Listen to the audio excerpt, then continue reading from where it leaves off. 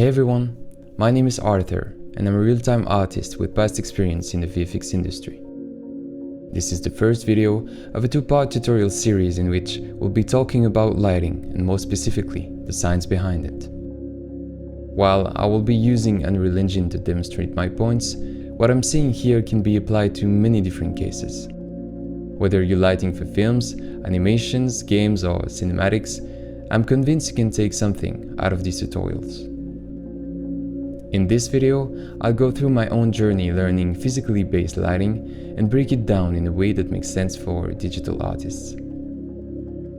As I share my experience, including the hiccups along the way, we'll dive into the basics and how it all fits in Unreal Engine.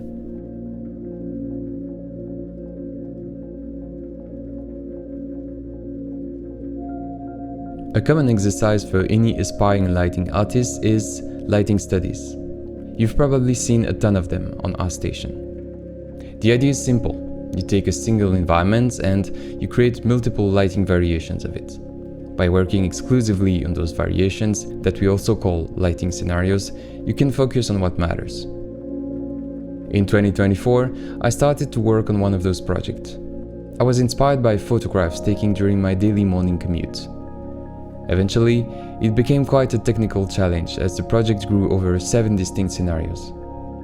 So I had to find a workflow to easily switch between lighting setups.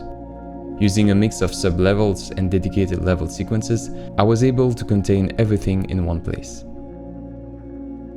Now, with my background in the film industry, I wanted to use reflectors in Unreal. On movie sets, reflectors are pieces of fabric designed to reflect or absorb lights. This technique, even in CG, gives you way more control over the lighting. This kicked off a thought that I couldn't get rid of. What else can I take from the real world to improve my lighting? The most straightforward answer was light intensities. In Unreal, lights are expressed in lux, lumen or candela. The default values are 10 lux for directional light and 8 candela for local lights. But why? Why are these values expressed in different units? What do those units actually mean? Why those numbers in particular? And how do I know what value to input? These questions led me to the topic of this video.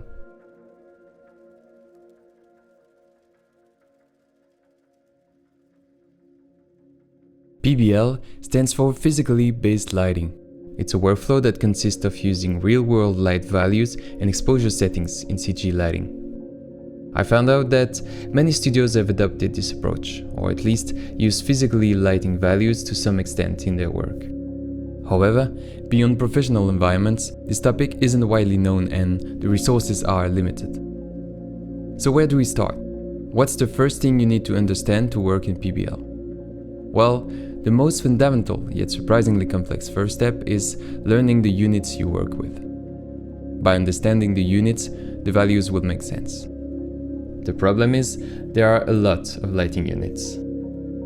It can take a while to understand how it all fits together, but the good news is, you don't need to learn all of them. For digital lighting, we can narrow it down to just 4: candela, lumen, lux, and candela per meter square.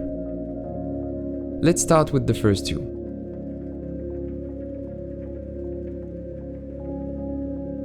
If those definitions are just making things more confusing, you're in the same boat I was.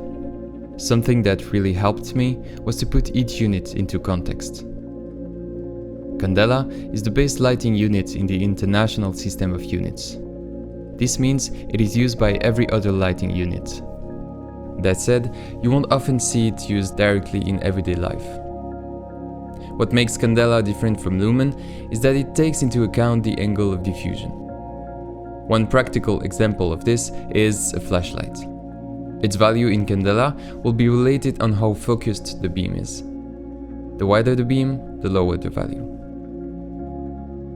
Lumen, on the other hand, is more familiar. It's the number you'll find on every light bulbs and fixtures. It's the quantity of light emitted by a source regardless of the angle of diffusion. You can see it as the brightness of the light source. In Unreal Engine, lumens and candelas are used by local lights. While you can specify the unit per light, I would strongly advise you to set the default light unit to lumens in the project settings. You'll find it under Engine, Rendering, Default Settings. Since most lighting references only use lumens, working in the same unit will help you stay consistent and avoid mistakes. Now, the next two units bring surface into the equation. Luminance is expressed in candela per meter square, which indicates that it takes in consideration both the angle of diffusion and the surface area it's coming from. You can think of it as the amount of light a surface emits in a given direction. In daily life, this is what you'll see listed on screens, sometimes referred to as nits. In Unreal, it's the unit used for emissive surfaces, from small elements like fluorescent tubes to something as big as the sky dome. Illuminance, measured in lux, is about how much light hits a surface. It is commonly used in architecture, film or photography to evaluate how much light is falling on a subject.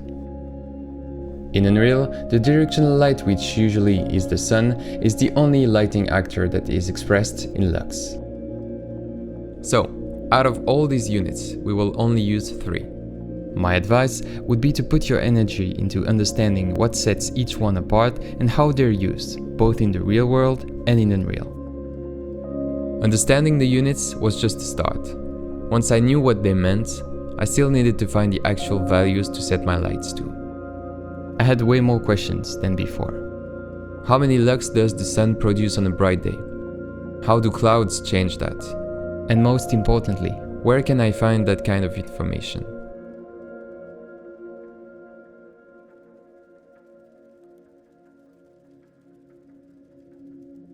After weeks of research on the matter, I realized there wasn't any database available to the public.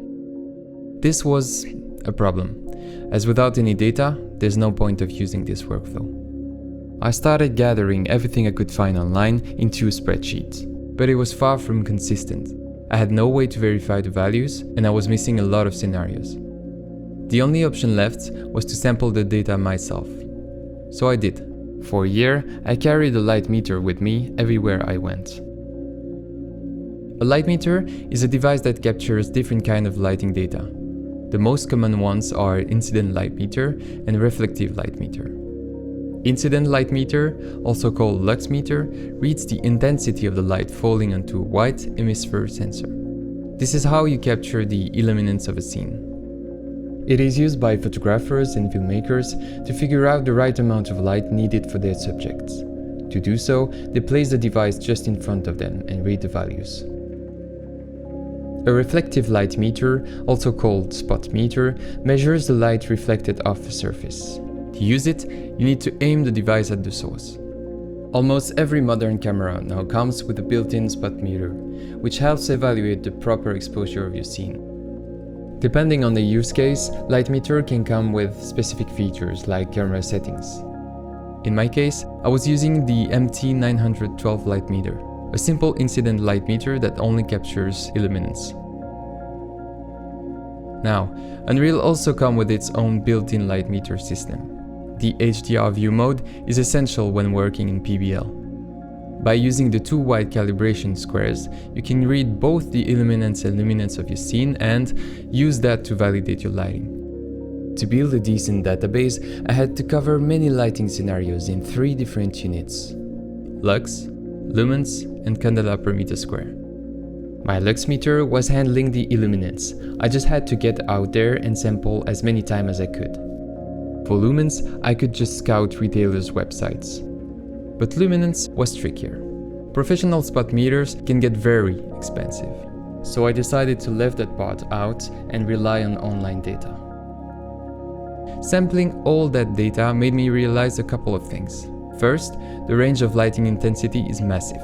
A clear sky at noon can hit over 100,000 lux, while an indoor living room with artificial lighting might sit around 300 lux. Second, the numbers vary a lot. Weather, pollution, time of day, season, location, surroundings, even the shape of clouds, they all influence the results. With that in mind, having a single value for one scenario doesn't make any sense. Each of those should have a range from which you can iterate to suit your scene. Because in PBL, what really matters is the scale of things. While I was working on this database, I kept thinking, how can I help others who are also trying to figure this out? After releasing my lighting studies, I got in touch with the team at AT level to write a full breakdown of the project and share everything I'd learned so far. The next step was to share the database itself, but I needed to find a way to make it more user-friendly.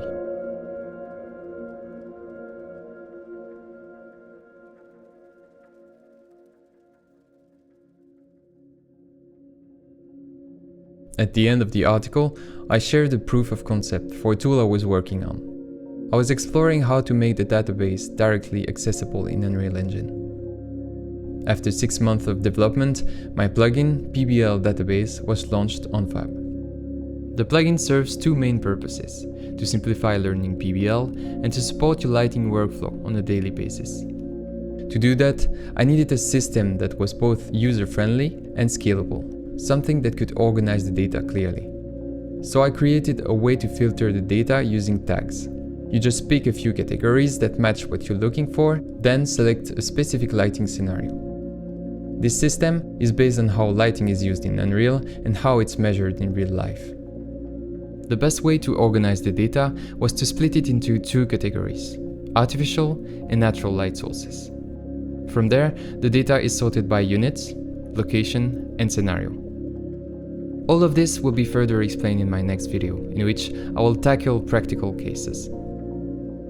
Along with the main features, I decided to add a third tab to the interface. This one will be focused on camera-specific tools. That brings me to a topic we haven't covered yet: exposure, and how it plays a major role in lighting. Unreal Engine works just like a real camera. If you're in a dark scene, you have two options. You can increase the intensity of the lights, or you can adjust the exposure of the camera. Exposure refers to the amount of light hitting the camera sensor. It dictates how bright or dark your image appears. This implies something really important for us. Using PBL values for your lighting isn't enough on its own. Your camera settings also need to match the intended lighting scenario. In Unreal, you can control the exposure manually, just like a real camera, through the aperture, shutter speed, and ISO. However, there's also a system called exposure value, or EV100, which, in my opinion, is easier to use. Over time, photographers have established guidelines that cover many different scenarios, and you can use those to estimate the proper exposure of your scene. When we talk about proper exposure, we're just referring to well-balanced settings that keep as much visual information as possible and avoid over or underexposing the image. I won't go further into detail here, as this topic could have its own dedicated video. But if this is new to you, I would highly recommend to learn the basics. I will leave very interesting resources in the description. In the final stage of the development, I started to share lighting studies made with the plugin. I also reached out to AT level again for a second article that would cover how to use it. The only thing missing was a video, something clearer and easier to follow.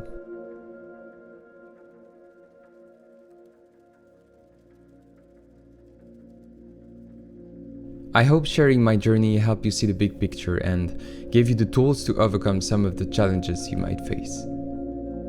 In the next video, we'll see how to implement what we've learned so far in Unreal, how the theory translates into practice.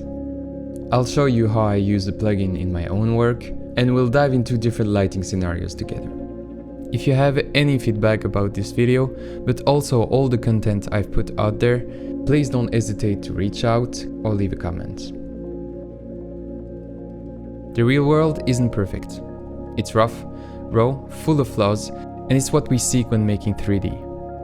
Whether it's materials, textures, animation, or other steps of the production, we always try to emulate the imperfections of our world. So why don't we do the same with lighting? Some might say that as Unreal relies on camera exposure, it doesn't change anything to have the physically accurate lighting intensities. If I double the exposure and reduce by half the lighting, the image will in the end look the same. The biggest issue though with using arbitrary values is the lack of consistency and coherence between your different lights. As we saw it, the scale of intensity is huge, and if you don't pay attention, the ratio between your different lights will not be realistic. Using PBL workflow is the best way to emulate the camera's dynamic range and confront yourself to the rules of the real world. Furthermore, sharing the same set of rules improves collaboration between lighting artists and ensures consistency throughout projects. I'm a strong believer that learning how things operate under the hood will only improve your work and ground it into reality.